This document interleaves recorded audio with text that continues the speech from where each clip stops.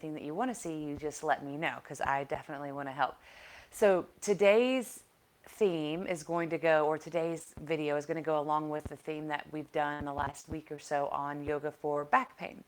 Back pain is probably hands down the biggest reason why I see folks come into the studio. And since it is something that I personally have an issue with, I have a herniated disc in my L5, it's something that's very make sure that my back stays safe. And the way that we keep our back safe is through strong bellies. So if you have gotten a chance to come to our workshop, we do a great pelvic floor workshop. It's coming up again in August. You'll learn that the abdominal muscles, the transverse abdominal muscles specifically, are responsible for creating 40% less pressure in the low back when you have your transverse abdominals engaged, which is awesome, right? We want 40% less pressure in our low backs. Here's the thing. The transverse abdominals aren't necessarily what gives you the six-pack abs, guys. So the things that you're doing at the gym to help you get that six-pack abs, not necessarily what you're looking for the relief in the low back pain. So I'm going to do a handful of drills, exercises today, modifications to poses, things that you can do at home to help to strengthen the transverse abdominals, which will help to ultimately relieve some back pain, but hopefully pressure in the low back. So the very first exercise I'm going to show you is Navasana, or boat pose.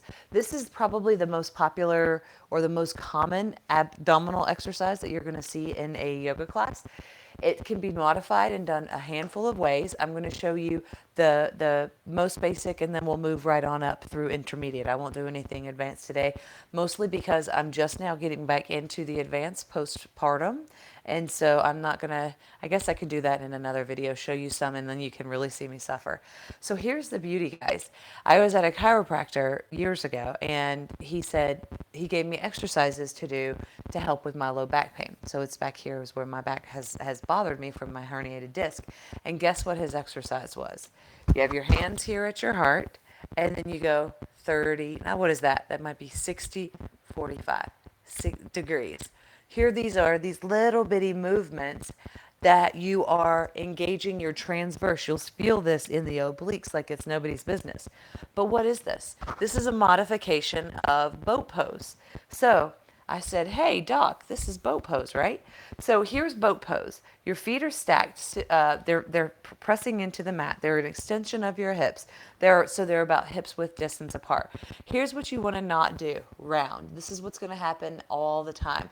So make sure you keep your back straight. Belly's engaged. So guess what, guys? Hanging out right here with my back just slightly out, like this 45-degree angles, this is engaging the transverse abdominals when your belly is engaged, right? If you just let it all go and you round, that's going to hurt the back. And you guys could probably see. So keep that belly strong. Look, my chest is up. Here is boat number one. This is the first modification. This is great. This is super strengthening. Now here's some drills that you can do with it. You can just hold this for 3 to 5 breaths. Or you can go forward and backward. Hello, Luna. This is my dog, Luna. Ever so slightly. So we're not talking tons here, folks. We're just talking really small movements. So if you leave your hands out here in line with the body, so just slightly wider than shoulders width distance apart, you'll find that it engages your obliques a little bit more. If you want to leave your hands here at your heart center, that's okay too. Just a different variation of the same posture. So I like to do these. I'm serious. When my low back is bothering me, if I've been carrying my son too much, who's a pretty big boy now, I do 25 of these even when my back hurts. And if I start out doing it when my back is hurting and I knock out 25 of these, suddenly it fires up those transverse abdominals enough that there's some pressure taken off of my low back. So again, feet on the mat, forward and backward, hands out wide. Now, if this is too intense, you can hang out here and hold your knees. Just keep the belly engaged and keep the back straight. So I'll be honest, right after I had my son, this was my boat pose. And that's okay because you just, like if you're postpartum or if you haven't done abs in a long time, give your muscles a break and be nice to them, right? So step 2 is you can pick up one leg off the mat. So here, my left leg's on the mat, right leg is lifted, and it's bent, right? I'm not going towards this super straight leg, anything like that. There's baby steps. And you can do those same small movements here in this modified boat pose. What you're going to find is that engages those hip flexors a little more too, which is great.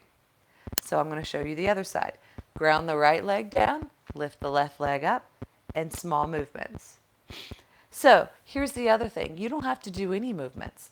You can sit here and hold it back here, or you can hold it up here. So both of these are working the transverse abdominal muscles. They're just working at a little more intense down here, a little less intense here. You can hold the leg here. So the next step is to lift up both legs off the mat. So when you do that, you're going to bring your feet can just hover right here on the mat with your hands up off, and you can do those same movements. Remember, you're trying. You don't have to let your feet come off the mat. They can stay. They don't have to stay off the mat. Rather, they can stay on the mat. And you're going forward and backward if you want, or you hold it steady. The next step is you bring your feet out. So here I am with like this 90-degree angle right here, and my back is trying not to round, right? So you can do small movements here.